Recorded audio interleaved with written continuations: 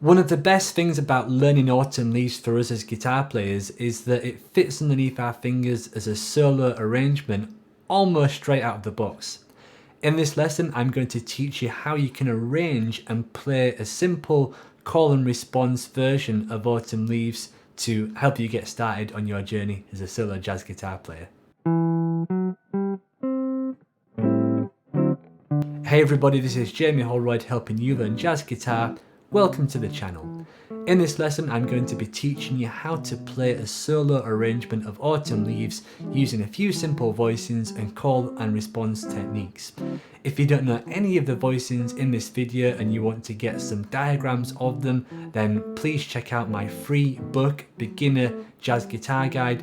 All these chord voicings are covered there.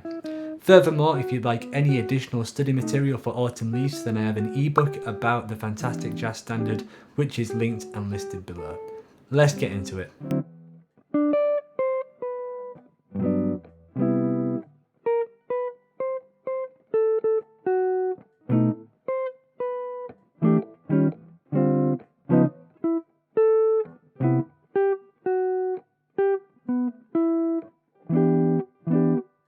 The arrangement begins with two chords. We've got an A minor 7 chord to a D9.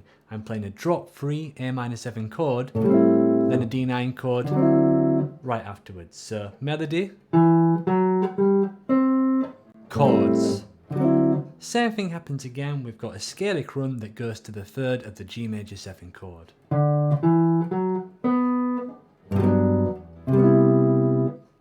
After that, I've got a drop 3 G major 7 chord to a drop 2 C major 7 chord. After that, we then have a scalic run that goes to the third of the F sharp minor 7 flat 5 chord, which is the note A. Then I've got an F sharp minor 7 flat 5 chord. You can think of that as being an A minor cowboy chord with an F sharp in the bass. I've then got a B7 shell chord, just 3 notes, so it's nice and easy to grab. And then I've got another scalic run that goes to the third of the E minor 7 chord.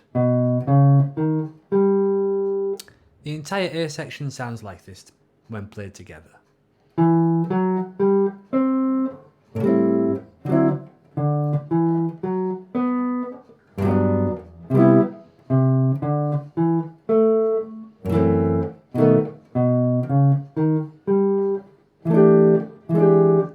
I should mention that the last two chords are an E minor 7, a drop to E minor 7.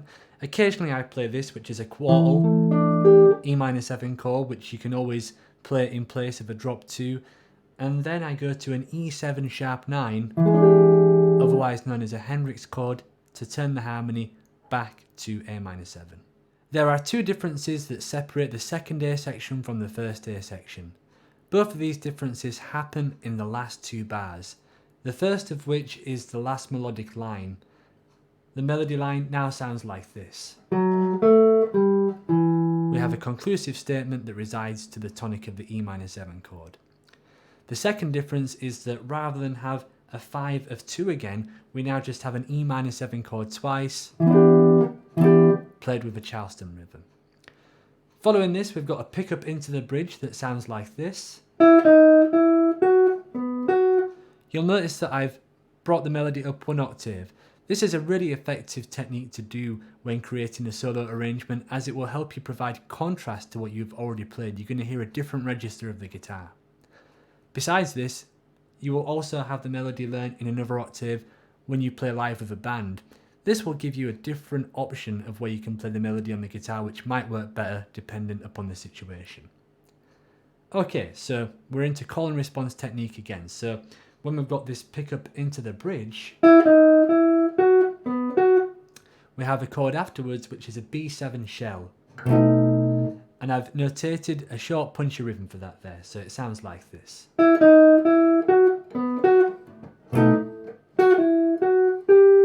Okay, you'll notice that the F sharp minor 7 flat 5 isn't incorporated here. You don't always need a 2 chord, a 5 chord will do just fine, especially when you've only got a little bit of space to try and get in 1 chord. Following that, we've got a melodic statement that goes to the third of the E minor 7 chord. Then we've got a drop to E minor 7 chord played twice. Then we've got another statement that goes to the root of the A minor 7 chord. Then we've got that 2-5 voicing that we looked at earlier. Then we've got a scalic run that goes... It actually just goes... But I used a drop 2 chord to illustrate the purpose of that harmony. It's going to the third of the G major 7 chord. In the actual arrangement itself, I actually play the G major 7 and C major 7 after that, so it sounds like this. So that's the bridge. I'll play all the bridge together just so you can hear it in context.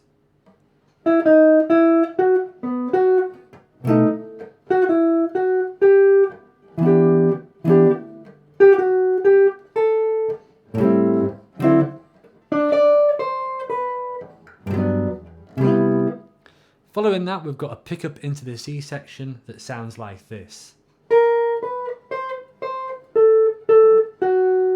And then we've got a B7, shell voicing again.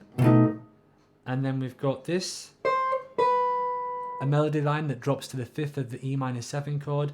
And then I've got a series of descending chords here. I've got a drop to E minor 7 chord, E flat 9, drop to D minor 7 chord, then a D flat 9.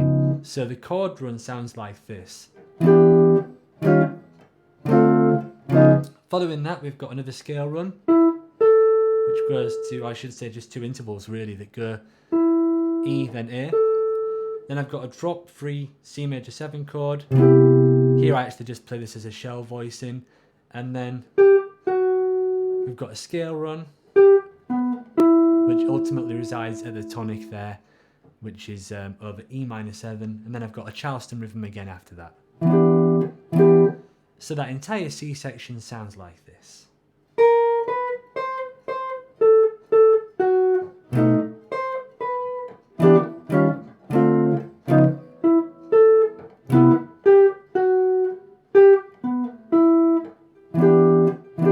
Okay, so by now hopefully you're starting to feel confident with a beginner arrangement of Autumn Leaves.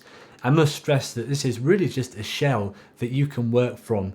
Feel free to change any of these voicings to ones that you might prefer and any of the rhythms. Really what I'm trying to show you here is how to arrange a standard like Autumn Leaves for a solo jazz guitar situation.